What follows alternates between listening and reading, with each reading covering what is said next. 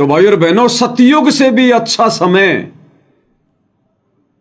क्योंकि सतयुग में बहुत अच्छा समय होता है, वैसे परमात्मा कहते हैं सतयुग में कभी भी औरतें विधवा नहीं होती हैं। औरतों से पहले कभी भी उनके पतियों की मृत्यु नहीं होती है, क्योंकि औरतें इतनी सदाचारणी होती हैं, सतयुग में इतनी आज्ञाकारी होती हैं, पति को परमेश्वर मानने वाली होती हैं। दूसरे पुरुषों के लिए शौपन में भी कोई दोष नहीं आता। तो ऐसी स्त्री के सामने यदि उसका पति मर जाए तो वो बेचारी जीवित नहीं रह सकती फिर वो। इसलिए परमात्मा उन आत्माओं को तनिक भी दुख नहीं देते। औरतें कभी विधवा नहीं होती, हारी बीमारी से कोई नहीं मरता, 1-8% बड़ा मुश्किल से। माता पिता की आंखों के सामने बेटा बेटी की मौत नहीं होती, अकाल मृत्यु नहीं होती, घर में कोई अमंगल नहीं होता, किसी चीज की कमी नहीं होती। उस सतयुग से भी अच्छा माहौल वर्तमान में आएगा अब धीरे धीरे, क्योंकि 2028 युग परिवर्तन के बाद हम लोग एक बार फिर से सतयुग में प्रवेश करने जा रहे हैं। और सतयुग में तो मात्र अच्छा माहौल केवल इसलिए रहता था क्योंकि लोग वेदों के अनुसार भक्ति करते थे, ये कर्मकांड नहीं करते थे जो वर्तमान में देवी देवता, भैरव, भूत, पितर, ये मंदिर, मस्जिद, चर्च, गुरुद्वारे, ये नहीं हुआ करते थे सतयुग में। ये पाखंड पूजाएं नहीं होती थी, लोग वेदों के अनुसार साधना करते थे, जिस कारण से इतना अच्छा माहौल होता था। और अब तो चारों वेदों के पिता सूक्ष्म वेद के अनुसार आत्माएं भक्ति करेंगी। सूक्ष्म वेद जो 5वां वेद है, कबीर सागर, सदग्रंथ साहिब, परमेश्वर रामपाल जी ने जो सत्संग दे दिए, ये 5वां वेद है। और इसको सूक्ष्म वेद में चारों वेदों का बाप बताया गया, चारों वेदों का बाप।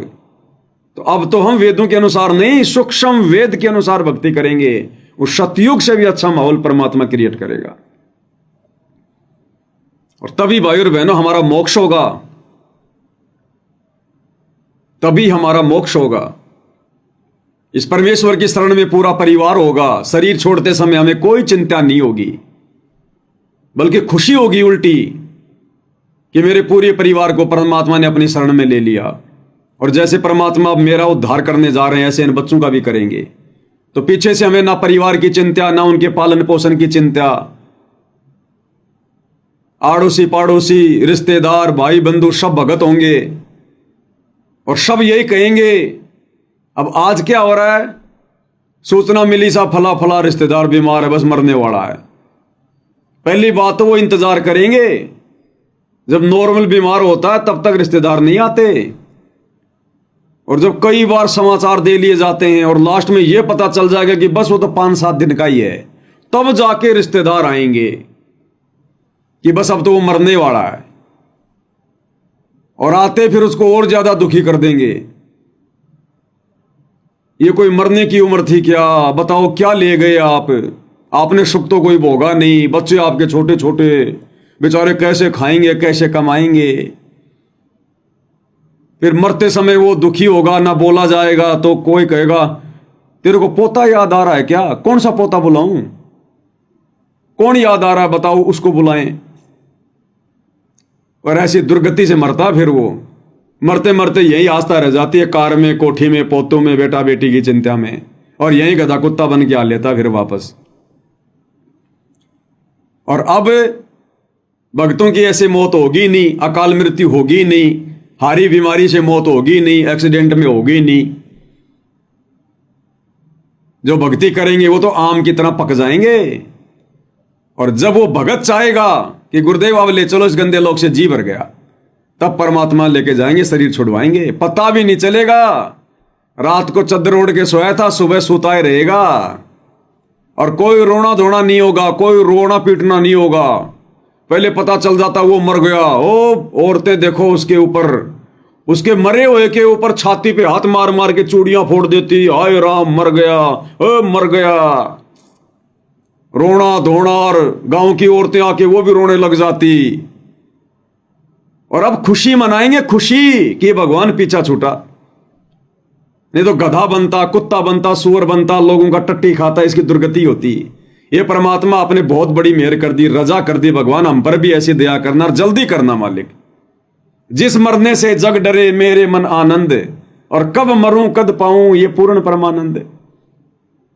वो शतलोक के लिए तो हम भक्ति कर रहे, वहां के सुखों को देख देख के तो हम जी रहे हैं इस गंदे लोक में। नहीं ये कोई जीने का लोग है।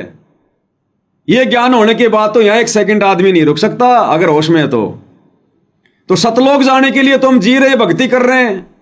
और जब सतलोक जाने का समय आएगा तो हम रोएंगे क्या? जहां जाने के लिए हमने इतने दिनों से संसार छोड़ रखा है, वहां की हम लो लगाए बैठे हैं, और जब वहां जाने का समय आएगा तो आदमी रोएगा।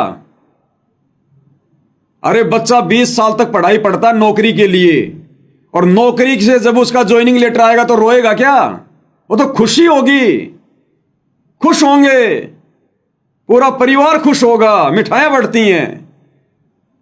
तो इसी प्रकार शतलोक जाने के लिए तो हम भक्ति कर रहे हैं, इतने पापड़ बेल रहे, इतना संघर्ष और मर्यादाओं में, और जब शतलोक जाने का समय आएगा तो रोएगा क्या कोई? अरे खुशी मनाएंगे। मरने वाला भी कि बस मेरा तो एक आध दिन बचा भक्तों, मैं तो जा रहा हूं। और देख लो भाई, लगे रहना, और कोई चारा नहीं है, नहीं तो दुखी हो जाओगे। और जैसे पता चलेगा हमारे दादाजी शरीर छोड़ गए, हमारे पिताजी शरीर छोड़ गए, किसी भी उम्र में खुशी होगी उस परिवार को। हालांकि लड्डू वड्डू नहीं बांटने हमने, दास ने तो नौकरी का खाली उदाहरण दिया, कहीं तुम ले आओ लड्डू का डब्बा। हमें अंदर से खुशी होगी कि हे परमात्मा, अपने एक आत्मा का कल्याण कर दिया, नरक से बचा लिया आपने इस आत्मा को। और भगवान हमारे पे भी दया करना मालिक, जल्दी दया करना परमात्मा। और भगत भाई, आसपास का कोई आ जाएगा तो आ जाएगा, नहीं तो 4 आदमियों की जरूरत नहीं पड़ती। हमने उन परंपराओं का निर्वाह नहीं करना। अरे पहले के समय में आदमी को अर्थी वर्थी बना के, सीढ़ी सी बना के, और 4 आदमी लेकर चलते थे, 2 आगे 2 पीछे। अरे उस समय तो अर्थी में लेके जाना उनकी मजबूरी थी, क्योंकि उस समय कोई गाड़ी घोड़े नहीं थे। और 4 आदमी आराम से लेके जाएंगे तो उसका डेड बॉडी का बैलेंस बना रहेगा। 2 आगे 2 पीछे, गाड़ी के 4 टायर हैं, बैलेंस बना रहता है, गिरने का डर नहीं होता उसका। इस कारण से 4 आदमी लेके जाया करते थे। और ये थोड़ी कि 4 आदमी नहीं लेके जाएंगे तो वहां पे वो जलेगा नहीं। आजकल देखो आप शहरों में फोन कर देते हैं शमशान घाट वाले को, हाँ जी ऐसे ऐसे हमारे यहां डेथ हो गई, तुरंत वहां से गाड़ी आ जाएगी, मारुति वैन, उस मारुति गाड़ी में पटक के ले जाओ। मेरे पिताजी की डेथ हुई, उस समय मैं उत्तराखंड में रह रहा था, 2021 की बातें। जैसे मुझे पता चला कि पिताजी की डेथ हो गई, दही बड़े बेच रहा था मैं गाड़ी पर, छोटे वाले लड़के को गाड़ी पे खड़ा किया कि तू बेच दही बड़े और मैं करके आता हूं राम नाम सत्य। तो मैं था, मेरा बड़ा लड़का था, एक भगत और था, 3 ही थे। हमने एक 800-900 रुपए में हमने एक पिकअप गाड़ी बुक कर ली, और अंदर जिस खाट पे उनकी डेथ हुई थी उसी खाट को यूं का यूं हमने उठा लिया तीनों ने, और पिकअप में रख दिया। और ऋषिकेश में ले जाके 5 क्विंटल लकड़ी लेके 500 रुपये दी हमने चिता तैयार करने वाले को। उसने करके चिता तैयार, राम नाम सत्य। ना किसी रिश्तेदार को बुलाया मैंने। 1 साल बाद में पता चला रिश्तेदारों को, हमारा फूफा मर गया, हमारा मामा मर गया। बोला तूने बताया नहीं। मैंने कहा तू क्या जिंदा कर देता उसको? मेरे और दही बड़े में दिक्कत करता तू, तुम आते तो मुझे काम धंधा छोड़ना पड़ता। बस फिर आई गई वही बात है। हमने परमात्मा प्रसन्न करना है, इन परंपराओं का निर्वाह नहीं करना हमने। 4 आदमियों की जरूरत नहीं है। और वैसे मान लो अगर आसपास में शमशान घाट है तो 4 भगत मिलके ले जाओ, कोई दिक्कत नहीं है। अर्थी बना के वैसे भी ले जाओ चाहे, कोई दिक्कत नहीं है। लेकिन वो परंपरा के तहत नहीं लेकर जाना। फिर आधी दूर जाने के बाद वो आगे वाले तो पीछे आएंगे, पीछे वाले आगे से पकड़ेंगे। शमशान घाट से पहले उसको नीचे उतारेंगे, उसके मुंह में वो आटा ठूसेंगे। ये सब बकवासबाजियां, आडंबर है, ये कर्म कांड है। ये फिर हमने नहीं करना इस मार्ग में। तो सिंपल तरीके से सारा काम होगा। और मरने वाला भगत होगा, ना वो बीमार होगा, ना परेशान, ना दुखी, तो उसके जो कपड़े लत्ते वो हम यूज करेंगे। अगर भक्ति, देखो जो भगत होगा वास्तव में, जो भक्ति कर रहा होगा, मर्यादा में रहेगा, सतलोक तो वही जा पाएगा और उसकी मौत बड़ी आसानी से होगी। तो ऐसी भगत आत्मा के जो कपड़े होते हैं हमने फेंकने नहीं है जगत वालों की तरह। उसके बनियान और उसकी अंडरवियर को छोड़कर हमने सारी चीजें काम में लेनी है, धो धा के, फेंकनी नहीं है। ये जगत वाले लोग तो इसलिए आग में जलाते हैं उसके कपड़े, क्योंकि जगत वाले भक्ति तो करते नहीं, और अंत समय इनका बड़ा दुर्गति, किसी का टट्टी निकल जाता है, किसी का पेशाब निकल जाता है। ज्यादातर लोग तो बल्कि बीमार होते हैं, किसी को एड्स है, किसी को कैंसर है, किसी को खुजली है, बदबू आ रही है, ना उनके बेटा बेटी उनकी देख रेख कर रहे, इसलिए उनके कपड़ों को भी साथ में जला देते हैं कि हम भी हो जाएंगे रोगी। लेकिन भगत ऐसे थोड़ी मरेगा। तो भगत के जो है अंडर गारमेंट्स को छोड़ के और बाकी कपड़े हमने यूज करने, कोई दिक्कत नहीं है अगर वो ठीक ठाक है तो। और भगत भी मान लो कोई भक्ति नहीं कर रहा, बकवाद कर रहा है, नाम है भगत और दुर्गति से मर रहा है, तो फूंक दो उसके कपड़े उपड़े, हमें नहीं चाहिए। फिर उसके ले जा भाई, तू ये भी ले जा तेरे साथ में, हम इनको पहनेंगे तो हमारे विचार भी फिर तेरे जैसे हो जाएंगे, हम भी तोड़ेंगे फिर कोई मर्यादा। तो इस प्रकार से भाई और बहनों, परमात्मा धीरे धीरे पूरी पृथ्वी का माहौल चेंज करेगा। फिर आएगा समय भक्ति का। अरे वर्तमान में तो भक्ति करवाने वाला खुद जेल में बैठकर दुनिया से संघर्ष कर रहा है, तो हम कैसे भक्ति कर लेंगे? जब हमारा बाप संघर्ष कर रहा है तो हम कैसे भक्ति कर लेंगे? आज हमने उनके संघर्ष में संघर्ष करना है, कंधे से कंधा मिलाकर। भक्ति का समय तो आएगा, भक्ति का समय लाने के लिए तो भगवान संघर्ष कर रहा है, और इस संघर्ष में जो उनका सहयोग कर रहा है, और सबसे बड़ा सहयोग तो यही है कि उन्होंने हमें जो भक्ति बताई है, जो विधि बताई है, जो मर्यादा बताई है, हम उस अनुसार अपने आचार विचार को ठीक करके मर्यादाओं में रह के भक्ति करें। सबसे बड़ा संघर्ष ये। और उसके बाद इस परमेश्वर के ज्ञान को आगे फैलाना, हमारे आचार विचार व्यवहार से दूसरों को जो है प्रभावित करना, यह सबसे बड़ा सहयोग है, सबसे बड़ा संघर्ष है। और आज देख लो क्या हो रहा है। खुद परमेश्वर रामपाल जी के 90% भगत जो सतलोक आश्रमों से जुड़े हैं, कहां संघर्ष कर रहे हैं, कहां अपने गुरुदेव का सहयोग कर रहे हैं? ये तो राजनीतियां कर रहे हैं। गुरु का राजनीति से 36 का आंकड़ा, और गुरु की 90% संगत राजनेताओं की रैलियों में धक्के खा रही है। गुरु ने आन उपासना करने से सरासर मना किया, और संगत परशुराम जी की जयंती में जा रही है, आन उपासना में सहयोग कर रही है, अयोध्या में जाके भंडारा लगा रही है। गुरु कहते हैं भक्ति कर लो, दुनिया से हट जाओ, ये दुनिया की 1-1 करोड़ की धर्मशालाएं बनवा रहे हैं। संघर्ष कहां, सहयोग कहां? ये भी केवल सत्सेवक भाई बहन कर रहे हैं। तो आने वाला जो समय है, वो सुनहरा समय भी वर्तमान में गुरुदेव के वचन में रहकर भक्ति करने वाले और उनका सहयोग करने वाले, संघर्ष करने वाले सत्सेवक भाई बहनों का होगा। लाखों की संगत में से सत्सेवक भाई बहनों का। सब देख रहा है परमात्मा, कौन मेरे लिए क्या कर रहा है, क्या नहीं कर रहा है, कौन मेरे अनुसार चल रहा है। उन्हें जेल की 4 दीवारी में कैद कोई सामान्य व्यक्ति मत समझना। उन्हें पता नहीं होगा, उन्हें बता नहीं होगा। वो अंतर्यामी परमात्मा है, अंतर्यामी।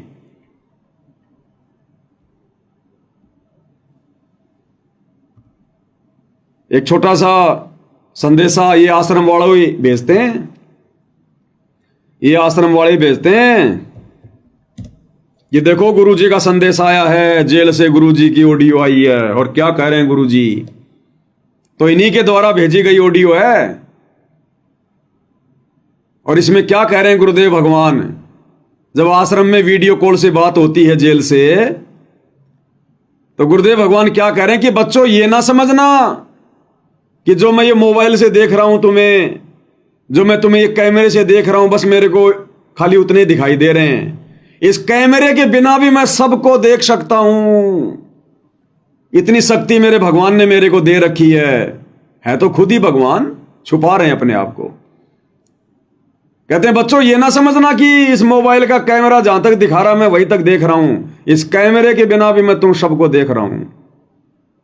और इस दास को सदा अपने पास में समझना।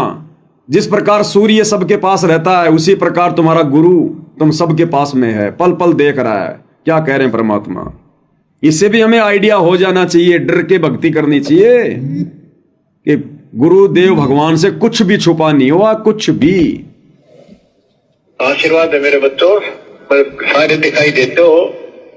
और अगर कैमरे से ना देखूं तो वैसे भी देख सकता हूं मेरे बच्चे। इतनी ताकत दे दी है मेरे बंदी शॉट ने मेरे को। अगर कैमरे से ना देखूं तो वैसे भी देख सकता हूं मेरे बच्चे। इतनी ताकत दे दी है मेरे बंदी शॉट ने मेरे को। अगर कैमरे से ना देखूं तो वैसे भी देख सकता हूं मेरे बच्चे। इतनी ताकत दे दी है मेरे बंदी शॉट ने मेरे को। आप चिंता ना करो। जैसे सूर्य सबके साथ होता है ऐसे भगवान और दास को अपने साथ समझना। क्लियर कर रखा गुरुदेव भगवान ने अपने ज्ञान में, अपने सत्संगों में। प्रत्येक प्राणी के ऊपर चींटी से लेकर हाथी तक सबके ऊपर परमेश्वर की पैनी नजर है। ये परमात्मा है। चींटी पायल बाजे पैर, साहिब सुनता है सब लहर। तो भाई और बहनों, आने वाला समय भी सत्सेवक भाई बहनों का सुनहरा होगा। इसलिए वर्तमान में देश और दुनिया की व्यर्थ की भागादौड़ को देखकर, ये दुनिया की बड़ी बड़ी कार कोठियां देखकर, इनके बड़े बड़े चौंचले देखकर, इनके बच्चे बड़े बड़े अधिकारी बनते हुए देखकर हम भक्तों ने जरा भी विचलित नहीं होना, जरा भी। ये हमारी परीक्षा का समय है, क्योंकि जो कमाई हम करने में लगे हुए हैं, ये भक्ति वाली कमाई, इस कमाई के वो बड़े बड़े राष्ट्रपति, प्रधानमंत्री, मुख्यमंत्री आसपास भी नहीं है। आसपास भी नहीं है, आसपास भी। हम इन श्वासों के माध्यम से परमेश्वर की भक्ति करके, महिमा करके, सत्संग सुन के, आरती करके, पांचों यज्ञ करके हम वो अनमोल धन इकट्ठा कर रहे हैं। लेकिन दुनिया अध्यात्म से बेखबर है, इसलिए दुनिया हमारी बातें नहीं मानेगी, क्योंकि दुनिया अध्यात्म से बेखबर है। अब दास अगर यह कहे कि भारत देश में सबसे ज्यादा धनी व्यक्ति माना जाता है मुकेश अंबानी को, जिसकी कुल संपत्ति बताई जाती है 20 लाख करोड़। 20 लाख करोड़ पूरी संपत्ति जो उसके बाप ने इकट्ठी की, फिर पूरी जिंदगी वो लगा रहा, अब भी लगा हुआ है। 20 लाख करोड़ की संपत्ति है उसके पास में, चल अचल देश विदेश में। 20 लाख करोड़ क्या है ये 20 लाख करोड़? और गुरुदेव ने क्या बताया हमें? कबीरा सब जग निर्धना, धनवंता ना कोई, और धनवंता उसी को जानिए जिसके पास राम नाम धन होए।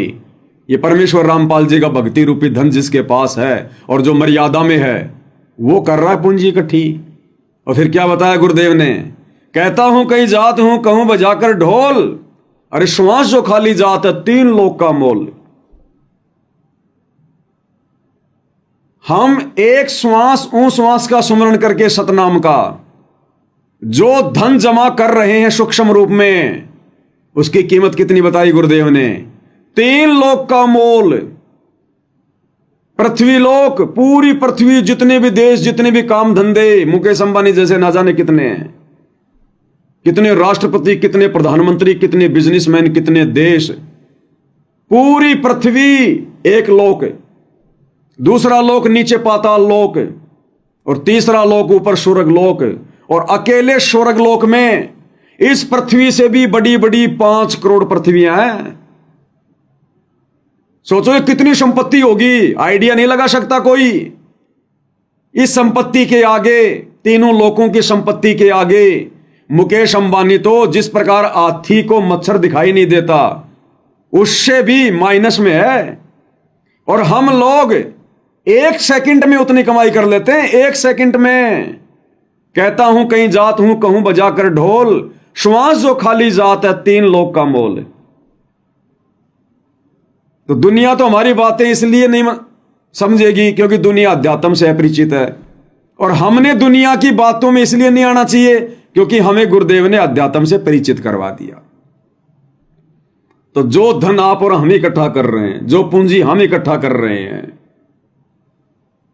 ये दुनिया तो आसपास भी नहीं है। दुनिया तो अपनी पूर्व जन्मों की भक्ति वाली पूंजी को खर्च कर रही है, नष्ट कर रही है, और हम आगे के लिए और जमा कर रहे हैं, और जमा कर रहे हैं। और जिन चीजों की हमें आवश्यकता होगी वो गुरुदेव हमें अवश्य देंगे, अपने कोटे से देंगे। भाग्य में नहीं होगा तो देंगे परमात्मा भक्ति करने वाली आत्माओं को। समृद्ध धरती पर प्रकट है। हमने आज तक केवल भगवान का नाम सुना था, भगवान, परमात्मा। उस परमात्मा से तो छोड़ो, उसके नाम से भी ढंग से हम परिचित नहीं थे। और दुनिया तो वर्तमान में भी नहीं है। और आज हमें साक्षात वो परमात्मा मिल गए, परमेश्वर रामपाल जी। तो क्या नहीं कर देगा ये भगवान है अपनी भक्ति चाहने वाली आत्माओं के लिए। तो भाई और बहनों, आप और हमने निसंशय होकर, निसंदेह होकर, लोकलास से पीछे हटकर, व्यर्थ की निंदा, चुगली, ईर्ष्या, राग, द्वेष, मान बढ़ाई, मनमुटाव, इन सभी बुराइयों से दूर हटकर अपने आप को निर्मल, शुद्ध, पाक और पवित्र आत्मा बनाना है परमेश्वर के ज्ञान से, भक्ति से, सुमरण से। और अब तो वो समय आ चुका है भाई और बहनों, वो समय आ चुका है कि आप और हम आत्माओं ने वर्तमान में, जब तक हम बैठकर कम से कम 2 या 3 घंटे सुमरण ना कर लें, जब तक बैठकर शांति से, दुनिया भर की चिंताओं से दूर होकर, जब तक हम 2 या 3 घंटे सुमरण ना करें, हमारी आत्मा को चैन नहीं आना चाहिए। बाकी खाते पीते, चलते फिरते, काम धंधा करते करते सुमरण करना वो अलग चीज है, वो तो करना ही करना है। इसके अलावा हमने कम से कम 2 से 3 घंटे बैठकर सुमरण करने का अभ्यास शुरू कर देना चाहिए। अगर वास्तव में अपनी आत्मा का कल्याण चाहते हैं तो गुरुदेव ने बताया, बच्चों, ये खाते पीते, नहाते धोते, उठते बैठते, काम करते करते, बस में आते जाते समय जो भक्ति कर रहे हैं ना, ये मोक्ष में काउंट नहीं होगी। अगर मोक्ष में आपने भक्ति काउंट करनी है तो विधि से करनी पड़ेगी। प्रथम मंत्र का जाप सुरती, नृत्य और मन के साथ में, सतनाम का जाप सुरती, नृत्य, मन और इस पवन के साथ में। पवन यानी श्वास। सुरती, नृत्य, मन और पवन, ये चारों एलिमेंट लगाने पड़ेंगे सतनाम के जाप में। और ये बस में बैठे बैठे नहीं लगेंगे। लगाने का प्रयास करोगे इतने में हॉर्न मार देगा, फिर लगाने का प्रयास करोगे इतने में बोलेगा लाओ भैया किराया निकालो, फिर लगाओगे, बराबर वाला कहा तो भाई थोड़ा साइड में हो लेना है। ये बस में नहीं लगते, ट्रेन में नहीं लगते, ये काम करते करते नहीं लगते, चारों एलिमेंट है। ये जो भक्ति बोध पुस्तक हमें गुरुदेव भगवान ने दे रखी है ना, जिसका अनुवाद भी हो चुका है, इसमें परमेश्वर ने नित्य नियम के लास्ट में बहुत कुछ लिखा हुआ है गुरुदेव भगवान ने।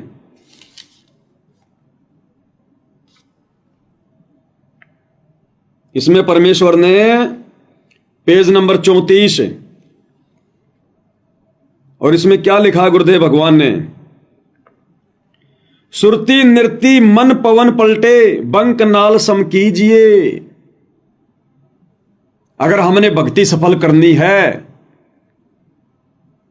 विधि विधान अनुसार इन मंत्रों के जाप का फायदा उठाना है, तो क्या कह रहे हैं, सुरती नृत्य मन पवन पलटे, यानी सुमरण के ऊपर, सतनाम के सुमरण के ऊपर सुरती, नृत्य, मन और पवन, कौन सा मंत्र बाहर ले रहा हूं, कौन सा मंत्र छोड़ रहा हूं, उस मंत्र के ऊपर हमारी सुरती नृत्य होनी चाहिए।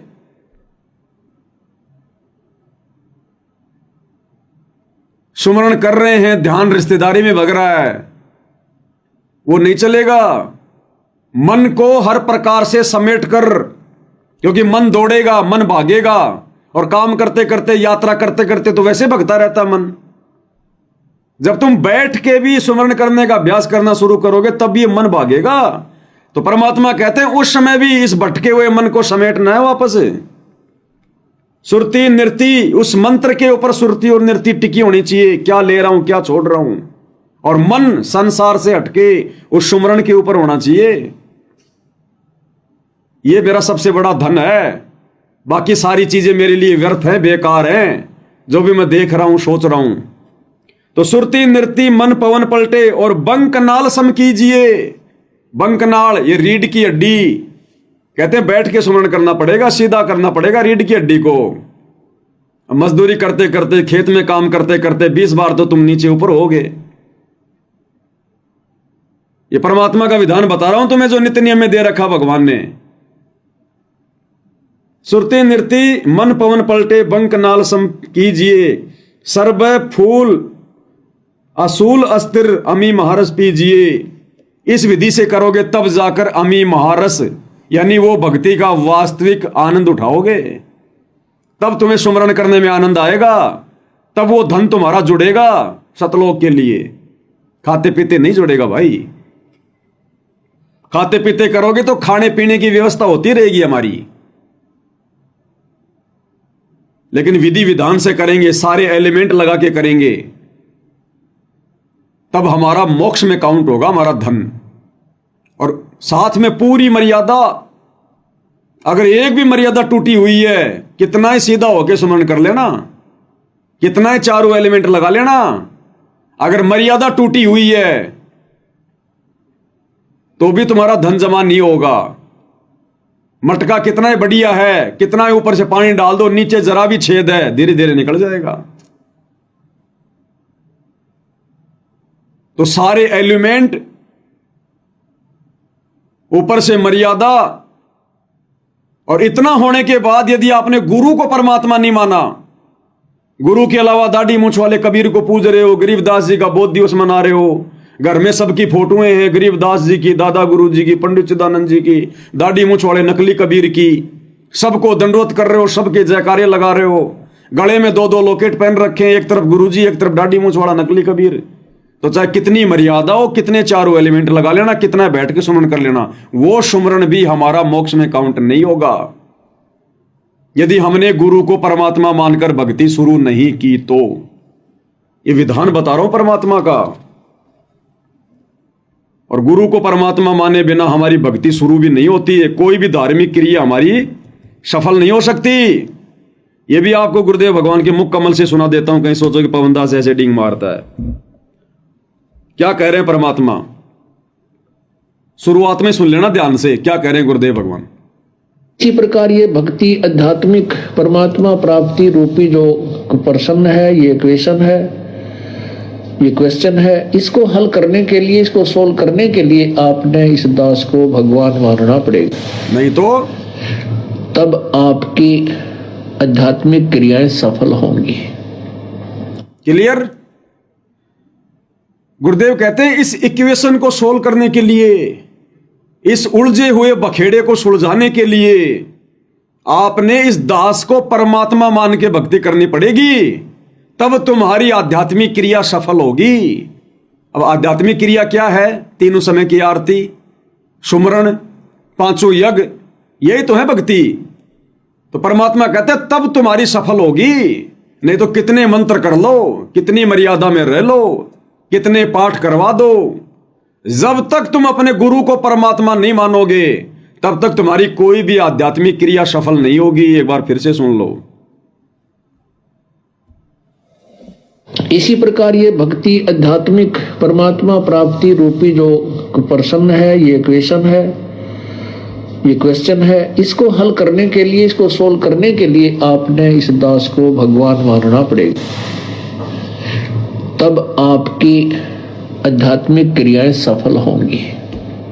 आगे सुनाने की जरूरत नहीं है, क्योंकि आगे तो फिर और बहुत सारे रहस्य हैं, फिर 1 घंटा और निकल जाएगा। तो समझदार को तो संकेत ही काफी है, और बैठकर सुमन करने के लिए कोई अकड़ के बैठने की जरूरत नहीं है कि भाई लो हमने रीढ़ की हड्डी हमने सीधी रखनी है। बैठने का मतलब है शांति से बैठो, आराम से बैठो, पैर समेट के बैठो या लंबे करके बैठो, कमर दर्द करे तो दीवार का सहारा ले लो, पीछे कोई तकिया लगा लो, कोई दिक्कत नहीं है। लेकिन गुरुदेव के कहने का मतलब है कि सुमरण के लिए, भक्ति के लिए, भगवान के चिंतन के लिए सुमरण क्या होता है? सुमरण करना, सुमरना, याद करना। और खाते पीते चलते फिरते हम याद कर रहे हैं, क्या कर रहे हैं हम? वो धंधा भी कर रहे हैं और भगवान भी याद कर रहे हैं। अच्छी बात है, लेकिन दो काम एक साथ कैसे होंगे? एक म्यान में दो तलवार कैसे आएंगी? एक समय तो एक ही काम होगा ना फिर। अब गाड़ी भी चला रहे हैं, सुमरण भी कर रहे हैं, तो भाई सुरती नृति मन और पवन सुमरण पे नहीं लगेगा। अगर लगा दिया तो गाड़ी ठोकेगा फिर कहीं, तो 50-50 रखनी पड़ेगी फिर वो। तो यहां बंक नाल सम कीजिए, सुरती नृति मन और पवन पलटे बंक नाल सम कीजिए। इसका मतलब चारों एलिमेंट लगाने पड़ेंगे। चारों एलिमेंट कब लगेंगे? जब भैया सुमरण के लिए, भगवान भजने के लिए थोड़ा समय भी निकालो। और अब निकलेगा समय गुरु जी के ज्ञान से, क्योंकि ज्ञान से हमारी सांसारिक इच्छाएं खत्म होंगी। व्यर्थ की भागा दौड़, ओवर टाइम, पहले क्यों भाग रहे थे? समय क्यों नहीं मिल रहा था? कहते थे मरने की फुर्सत नहीं है। क्यों? ज्ञान नहीं था। बच्चे पढ़ाने, बच्चों को नौकरी लगानी, छोरी का ब्याह करना, भात भरना, छुचक भरना, ट्यूशन करना, ये करना, उसका जन्मदिन आ गया, उसके कपड़े पहुंचाने, बहन आएगी, फूफा आएगा, बुआ आएगी। इन टेंशनों में हम लोग बैल बने हुए थे, तो मरने की फुर्सत नहीं थी। और अब गुरुदेव ने ऐसा ज्ञान दे दिया, हमारी सारी इच्छाएं खत्म कर दी, हमारी सारी परंपराएं परमात्मा ने बंद करवा दी। वो सिंपल तरीके से रहना बता दिया, समझा दिया कि भाई भक्ति करनी है, 2 टाइम की रोटी चाहिए, रूखी सूखी जैसी मिल जाए। ये शरीर है, परमात्मा के आशीर्वाद से चल रहा है। तो अब हमें कोई फालतू में कमाने की जरूरत ही नहीं इतना, जो हम पहले भागा करते थे दिन रात। और फिर ऊपर से अब भगवान की शरण मिल गई, भगवान का आशीर्वाद हो गया। ना भाग्य में होगा तो दे देगा भगवान, यदि हम भक्ति करना चाहेंगे तो अब समय निकलेगा, और समय समय निकलेगा अब। इसलिए भाई और बहनों, परमात्मा ने पहले ज्ञान दिया, हमारी अंदर की इच्छाओं को समाप्त किया, व्यर्थ की भागादौड़ को समाप्त किया। तब परमात्मा कह रहे हैं कि बच्चों सुरती नृति मन पवन और बैठकर बंक नाल सम कीजिए। अब रीढ़ की हड्डी को सीधा कैसे करोगे बताओ? खेत में काम करते करते करोगे? तो यहां पर संकेत है कि कुछ समय निकालो भगवान के लिए, बैठो एकांत में, चिंतन करो। और भगवान ने घर घर में दरबार लगवा दिए, एकांत में आराम से बैठ के सुमरण करो मालिक के चरणों में। कोई नहीं है तो अपना दूसरे कमरे में बैठ के कर लो आराम से, शांति से। कमर दुख रही है तो दीवार का सहारा ले लो, तकिया लगा लो, पैरों को लंबा कर लो। लेकिन दुनिया की भागा दौड़ से, दुनिया की व्यर्थ की सोच से, आप बाहर से आए हो, काम करके आए हो, घर के दरवाजे पर छोड़ दो बाहर आपने किसको लिया, किसको दिया, किससे क्या आपने काम किया। अब घर में आ रहे हो तो फिर भगवान के हिसाब से। हम धंधे में कितना भगवान याद करते हैं, तो भगवान याद करते समय फिर वो धंधा याद क्यों आ रहा है?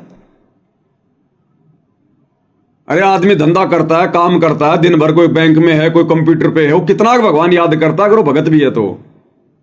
5% भी याद नहीं करता वो धंधे पर। तो जब भगवान भजने बैठते फिर वो धंधा याद क्यों आता है फिर? तो भाई मन पे भी कंट्रोल करना पड़ेगा, और मालिक की भक्ति से होगा, थोड़ा हमने भी आगे बढ़ना पड़ेगा। तो कहने का मतलब भाई और बहनों, वर्तमान में परमात्मा हम सत्सेवक भाई बहनों से बहुत ही अच्छी भक्ति करवा रहे हैं। और आने वाला समय तो वैसे फिर भक्ति का समय है, और हमें तो वर्तमान में भगवान आदत डाल रहा है। तो आने वाले समय में तो परमात्मा फिर बहुत अच्छे से हमसे भक्ति भी करवाएगा, सारे काम परमात्मा सेट करेगा। जिनकी इच्छा होगी, नियत होगी भक्ति करने की, क्योंकि मालिक अंतर्यामी है, वो यहां की जानता है। अगर नियत साफ है, भक्ति करने की इच्छा है, तो परमात्मा काम धंधे से भी हमें फुर्सत देगा, थोड़े से में ज्यादा दे देगा, ज्यादा समय फिर भक्ति को देगा भगवान।